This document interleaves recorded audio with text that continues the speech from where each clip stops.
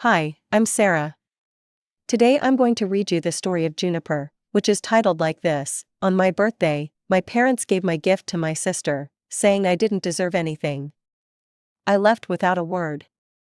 3 years later, they showed up at my house. Your sister deserves this place more than you. I smiled and did it. Well, let's go. I'm Juniper, and I'm 22.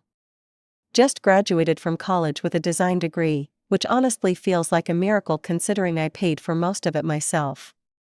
I live with my mom and stepfather in the house I grew up in, though it hasn't really felt like home for a while now. My mom married Dave 7 years ago when I was 15. He moved in with his daughter Sarah, who's 26 now and has been living with her boyfriend Marcus for the past few years. They come over pretty regularly for dinner and family stuff. On paper, we look like this perfect blended family, but the reality is way messier. When Dave first moved in, my mom went all out trying to make him and Sarah feel welcome. She basically reorganized our whole life around them. Sarah got the bigger bedroom, Dave's stuff took over the garage where I used to do art projects, and suddenly every conversation was about making sure the new family felt comfortable. I get it, blended families are hard. But somewhere along the way, I started feeling like the outsider in my own house. Sarah had her college completely paid for by our parents.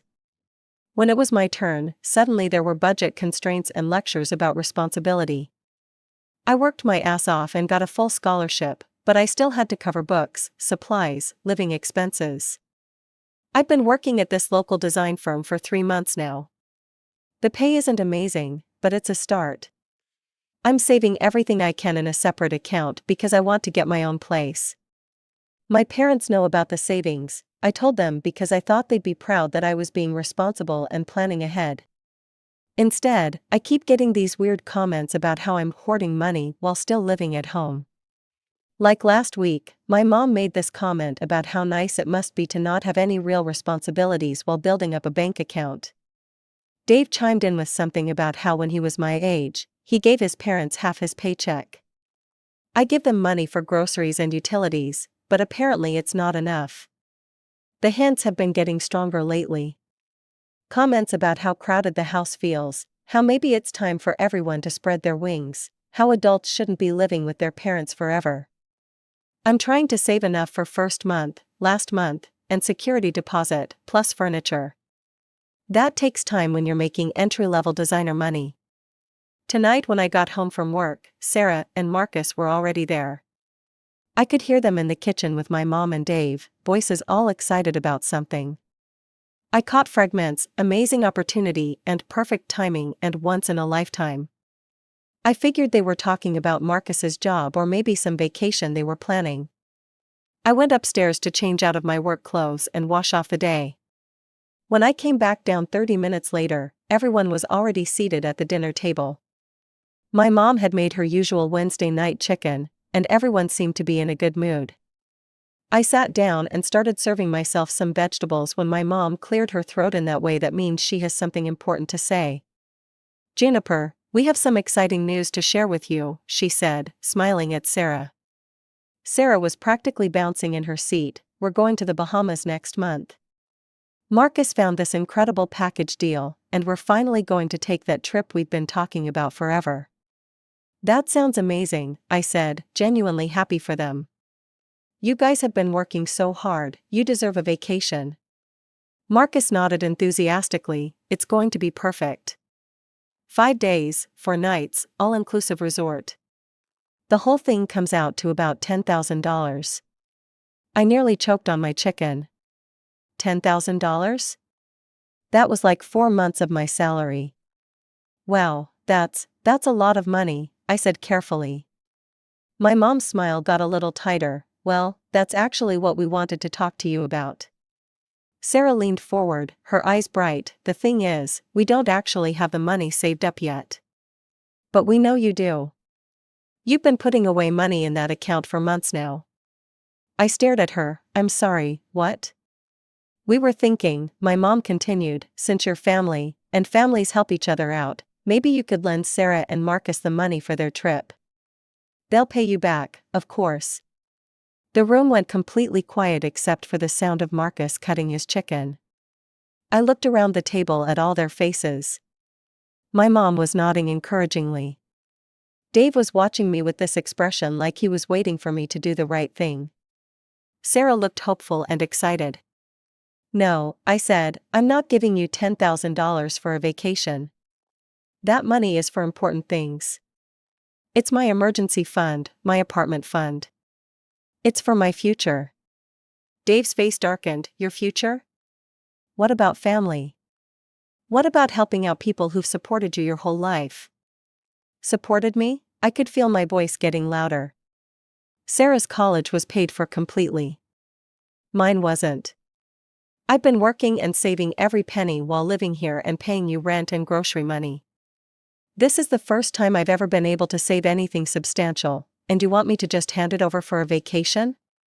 "It's not just a vacation," my mom said sharply, "it's their honeymoon. They'd been together for 3 years, they deserve something special. Then they should save for it themselves, like I'm saving for my own goals." Dave slammed his hand on the table, making all the dishes jump. "Ungrateful, that's what you are, completely ungrateful. Your mother and I have given you a roof over your head, food on the table, and this is how you repay us? By hoarding money while your sister needs help?" My mom didn't say anything. She just sat there, nodding along with Dave's words. I left my dinner half-eaten and went up to my room. As I climbed the stairs, I could hear them talking in low, angry voices, but I couldn't make out the words. I lay on my bed staring at the ceiling, my heart pounding. $10,000. They wanted me to hand over $10,000 like it was nothing. Like all those months of careful budgeting and saving meant nothing. Like my dreams of independence meant nothing. The next morning, nobody said good morning to me. My mom, who usually had coffee ready and asked about my plans for the day, was nowhere to be found when I came downstairs. There was no breakfast waiting, no casual conversation about work. Just silence. The silent treatment lasted exactly 1 week.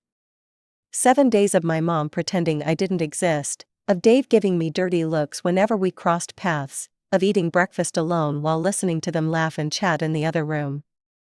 It was like I'd become invisible in my own house. My birthday was coming up on Friday.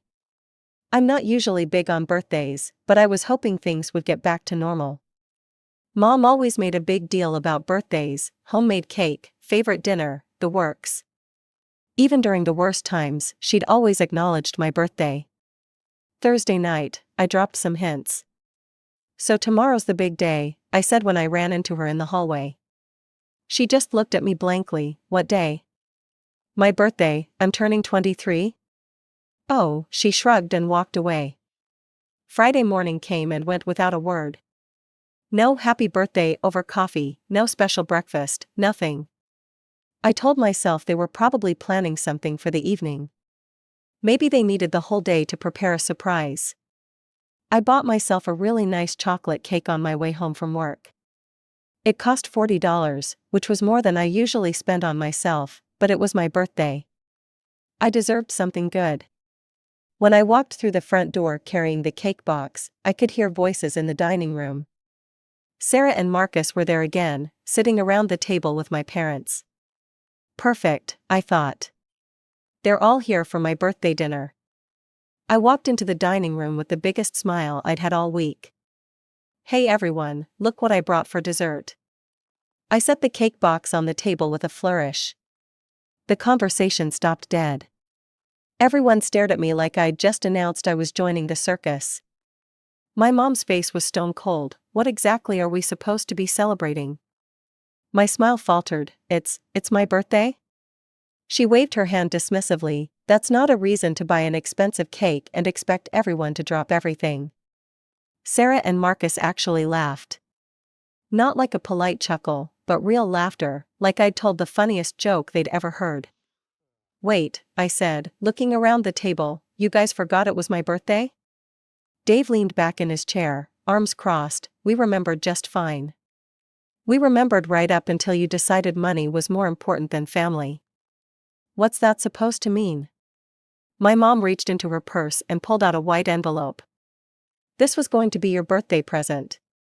$500 from Dave and me. She opened the envelope and fanned out the cash like she was showing off a winning poker hand. But after your little performance last week, after you showed us exactly what kind of person you really are, we decided to give it to someone who actually deserves it. She slid the money across the table to Sarah, who snatched it up with a delighted squeal.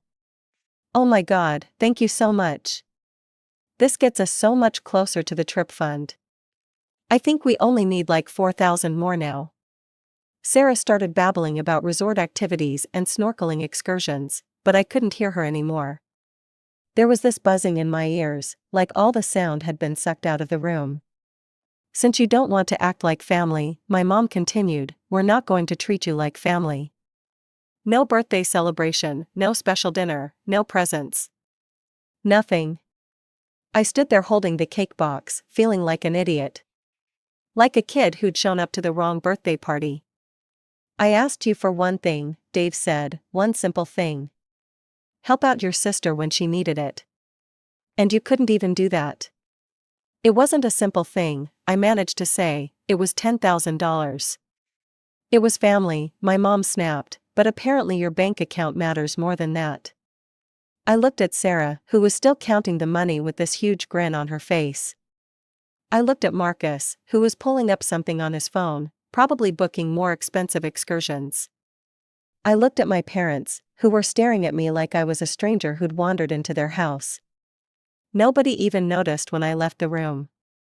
I left the cake on the table for my parents and sister, and went upstairs without it because I didn't need this cake.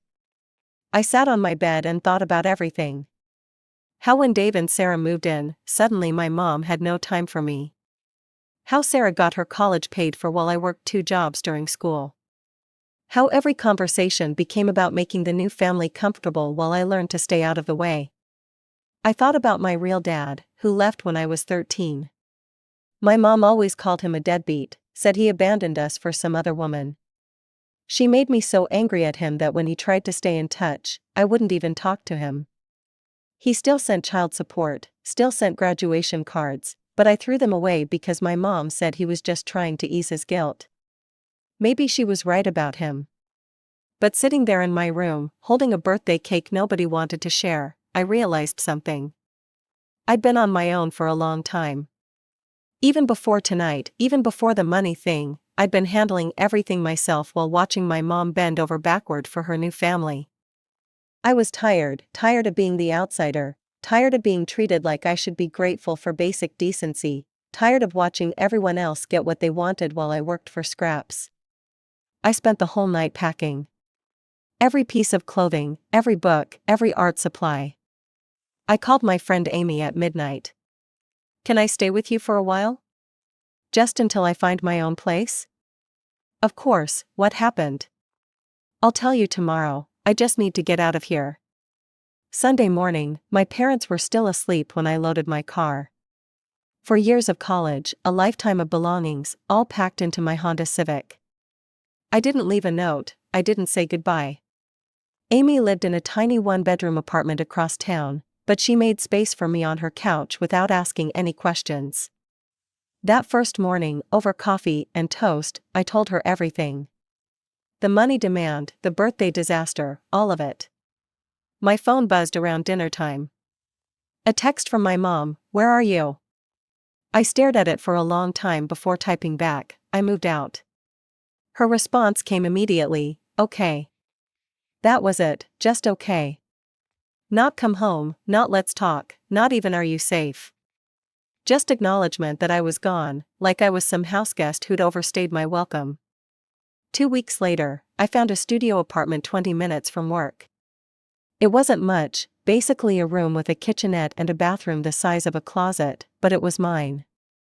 The rent ate up half my salary, but I didn't care. I had my own space, my own key, my own life. The first year was hard. I worked overtime whenever I could get it, ate a lot of ramen, bought furniture from thrift stores. But I was happy. Really happy, in a way I hadn't been in years. My family didn't call, didn't text, didn't invite me to anything. Christmas came and went without a word. My birthday passed in silence. It was like I'd never existed. A couple of my aunts called around the holidays asking why I wasn't at my mom's for Christmas dinner. Just some family stuff, I'd say, nothing major. I didn't want to get into it. What was I supposed to say? That my mom chose her stepdaughter's vacation over her own daughter's birthday? That they'd basically disowned me for not handing over my life savings? It sounded crazy even to me sometimes. Then, out of nowhere, my real dad called. I almost didn't answer because I didn't recognize the number, but something made me pick up. Juniper, this is your father. I hadn't heard his voice in 8 years. It sounded older, more careful. Dad, the word felt weird in my mouth. I heard you had some kind of falling out with your mother. I was wondering if we could meet up and talk. My first instinct was to hang up. Mom had spent years telling me what a terrible person he was, how he'd abandoned us, how he didn't care about me. But sitting there in my little studio apartment, completely cut off from everyone I'd grown up with, I thought, what did I have to lose? We met at a coffee shop downtown. I almost didn't recognize him. He looked older, grayer, but his eyes were the same. He ordered us both coffee and we sat across from each other like strangers. I'm sorry, he said right away, for everything.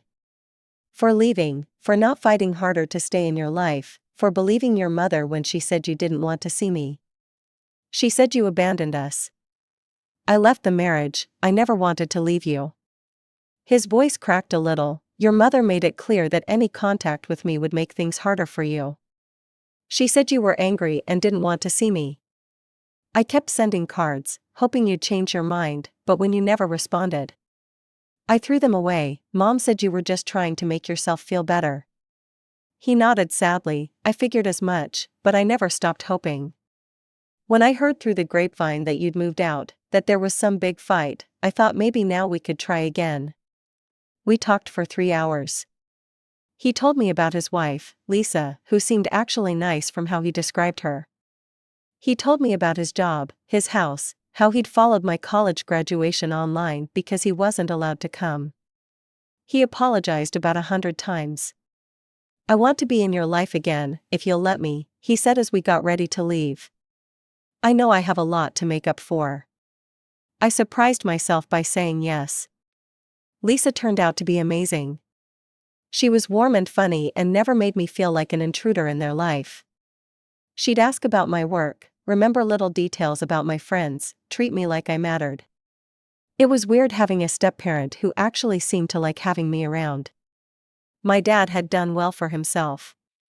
He owned a construction company and lived in this beautiful house across town. Every time I visited, he'd show me something new he was working on, ask for my opinion on design choices. He was proud of me in a way that felt completely foreign after years with my mom's family. When I turned 26, they threw me a surprise party. Nothing huge, just a few of Dad's friends and Lisa's sister, but everyone was there for me. The cake had my name on it, the decorations were in my favorite colors, and when Dad handed me an envelope, I expected maybe a gift card or some cash. Instead, there were house keys. It's small, he said quickly, like he was nervous. Just a 2-bedroom, but it's in a good neighborhood, and the mortgage is paid off. I thought maybe you'd like to stop throwing money away on rent. I stared at the keys, then at him, then at Lisa, who was grinning like she'd been keeping the world's best secret. You bought me a house?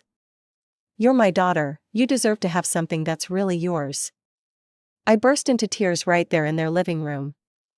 Happy tears, shocked tears, grateful tears. I couldn't remember the last time someone had done something for me just because they wanted to make me happy. The house was perfect. Small but cozy, with a little yard and big windows that let in tons of light. I spent weeks painting and decorating, buying real furniture instead of the second-hand stuff I'd been making do with. A month later, I posted a picture on social media. Me standing in front of my house, keys in hand, with the caption, "So grateful to have my own place finally." The phone rang while I was unpacking kitchen boxes. When I saw Mom on the caller ID, my first instinct was to let it go to voicemail. We hadn't spoken in 3 years. Juniper, honey, her voice was all sweet and gentle, like we talked every day. I saw your picture. The house looks beautiful. I was just wondering where you got the money to buy something like that. Of course, not congratulations or I'm proud of you or even how have you been. Just immediate suspicion about money. That's none of your business, I said. Honey, I'm your mother, I'm just concerned. On your salary, there's no way you could afford something like that. I hope you didn't get involved in anything questionable. Questionable, seriously? I just want to make sure you're okay. Maybe we could get together and talk. I've missed you. I don't want to talk to you. I don't want to see you, I'm fine without you. I hung up and went back to unpacking, but my hands were shaking. Even after 3 years, she could still get under my skin. A few weeks later, I was in my backyard planting flowers when I heard voices in my driveway. I looked up to see my mom, Dave, Sarah, and Marcus walking toward my front door like they owned the place. I met them on the porch. What are you doing here? They pushed past me into my house without being invited. I watched them look around, taking in the hardwood floors, the new furniture, the art on the walls. Sarah's eyes were practically green with envy. This is nice, Dave said, running his hand along my granite countertop, real nice. Must have cost a fortune. How did you afford this? My mom demanded. I know what you make, and it's not enough for a house like this. My father gave it to me, I said calmly. My mom's face went bright red. That bastard, that absolute bastard.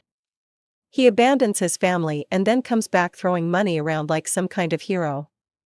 He didn't abandon me, he left you, big difference. He's a traitor who walked out on his responsibilities. You want to talk about traitors? I could feel my voice getting louder. You're the one who picked your new family over your own daughter. You're the one who took my birthday money and gave it to Sarah. You're the one who treated me like garbage. Before my mom could respond, Sarah jumped in. Look, this is all ancient history. The important thing is that Marcus and I got married last year and we're having a baby. I'm 3 months pregnant. I stared at her. Congratulations, I guess? We need a place to live, she continued. Marcus's job isn't going great, and we can't afford much on our own. That sucks, but it's not my problem. My mom stepped forward. Actually, it is your problem. You don't deserve a house like this. You should give it to Sarah and the baby. I actually laughed. Are you insane? Why would I give away my house? Because you owe it to your family. You broke us apart with your selfishness, and now you need to make amends. I broke you apart? You guys disowned me because I wouldn't fund Sarah's vacation. You chose money over family, Dave said, and now you need to choose family over money. Get out, I said, all of you, get out of my house right now. We're not leaving until you agree to do the right thing, Sarah said, crossing her arms. Then I'm calling the police. I pulled out my phone. That got them moving. They filed out, calling me selfish and ungrateful and worse. I locked the door behind them and immediately called my dad. They want me to give Sarah my house, I told him. They actually think I should just hand it over because she's pregnant. Document everything, he said. If they keep harassing you, we'll need evidence. They did keep harassing me. For almost a month, my phone rang constantly. Voicemails from my mom about family obligation and guilt. Texts from Sarah about how I was ruining her child's future. Even Marcus left messages about how I was being heartless. They called me selfish, greedy, and cold. They said I'd always been jealous of Sarah. They said I was a terrible person who didn't deserve good things. Some of the messages were straight-up threats about what would happen if I didn't do the right thing. I saved everything, screenshots, voicemails, the works. After a month of this crap, I gave it all to the lawyer my dad hired. The lawyer sent them a cease and desist letter that basically said leave me alone or face legal consequences for harassment, threats, and attempted property theft. He sent it certified mail and email so there was proof they'd received it. The messages stopped within a week. Complete silence, just like that. I guess the threat of actual consequences scared them more than their need for free housing. That was 6 months ago. I still live in my little house, still work at the design firm, still have dinner with my dad and Lisa every Sunday. My life is quiet and peaceful and mine. I hear things through mutual friends sometimes. Sarah had her baby, a little girl. My mom tells everyone who'll listen that I abandoned my family because I'm obsessed with money. She plays the victim, acts like she has no idea why I cut contact. I don't bother defending myself. The people who matter know the truth. The people who don't matter can believe whatever they want. I'm 27 now, and I finally understand what it feels like to be valued. My dad asks about my work, remembers my friends' names, celebrates my achievements. Lisa sends me recipes and funny memes. They treat me like I belong in their life. Sometimes I wonder what would have happened if I'd given Sarah that money 3 years ago. I'd probably still be living in my childhood bedroom, still being treated like an afterthought, still watching everyone else get what they wanted while I got nothing. Instead, I'm here in my own house, in my own life, surrounded by people who actually care about me. I chose myself, and it was the best decision I ever made.